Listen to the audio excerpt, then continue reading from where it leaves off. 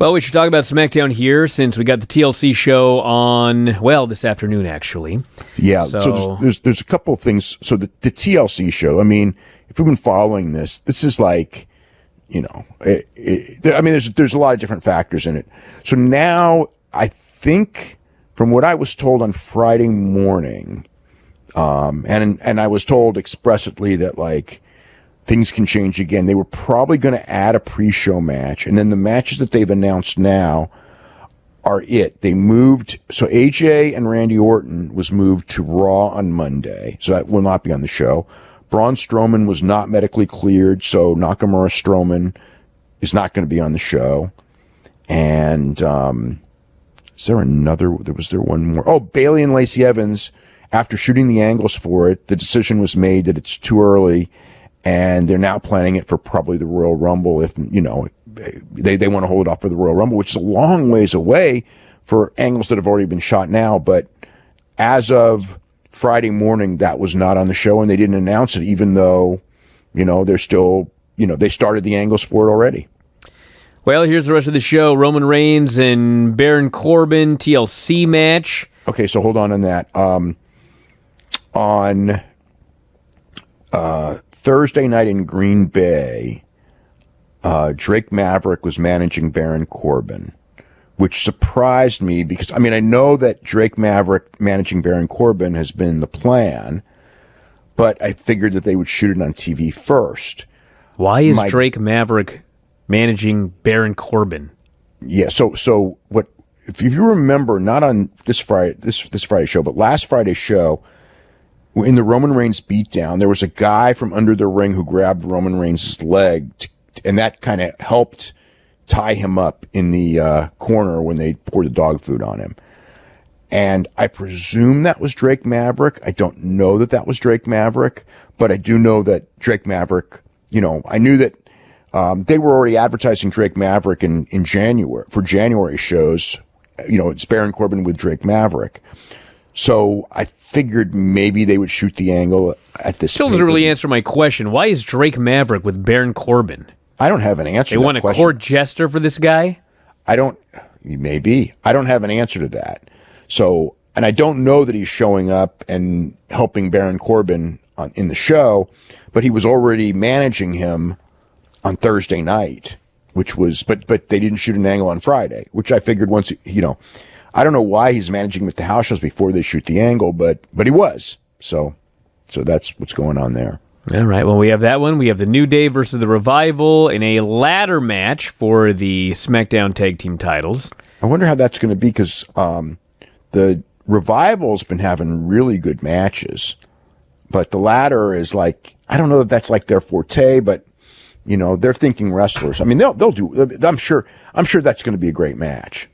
Bray Wyatt versus The Miz. Yeah, it's like I'm not. That's a tough one, you know. Dude, how can you care? There's no title on the line.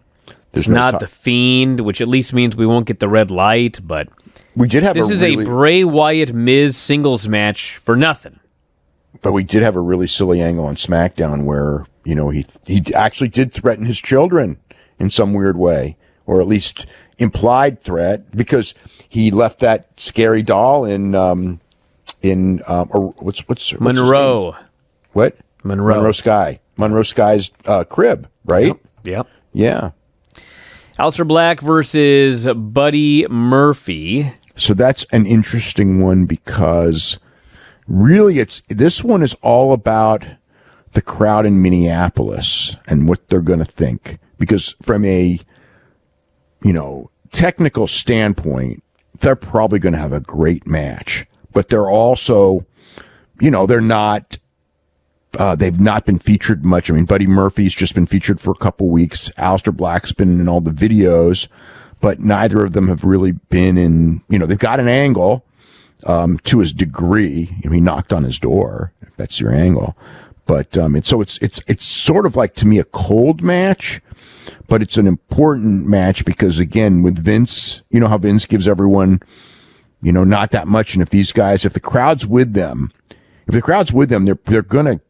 gonna have a great match. I mean, there's not a doubt in my mind because I know, you know, they're both really talented guys, but this is a WWE pay-per-view crowd, and very often, if you have guys that are not perceived as stars, and these guys really aren't stars yet, the crowd can be very quiet, and that can be seen as they're not and it would mean they're not over to that crowd. So it's this is actually a very important match for those two guys. Kabuki Warriors against Becky Lynch and Charlotte in a TLC match for the women's tag team titles. Yep. I mean, that's been built up. That's really, that and the Roman Reigns match to me are the two main events. And I guess the Rusev match as well, the tables match with Rusev and Bobby Lashley, just because, God, they've been feuding for, it seems like forever. And this is actually their first match. Unless they pull that thing of she got a restraining order and the match isn't happening like they've been doing every place else. I can't imagine they would do that on a pay-per-view though. And although they did it Starrcade though. Yeah. And that was a network special. I think this is a little bigger, higher profile than that Starrcade show. Well, it is. Although tickets wise, it's ticket sales were not good for this show at all. It's shocking. Rusev and Lashley is a tables match, and then the Viking Raiders face whoever, probably Gallows and Anderson. Probably it was always scheduled as Gallows and Anderson. I haven't asked since they announced this. But Monday it was still Gallows and Anderson. Where again, there may be one more. I was told there may be one more match announced for the pre-show tomorrow, but we'll see.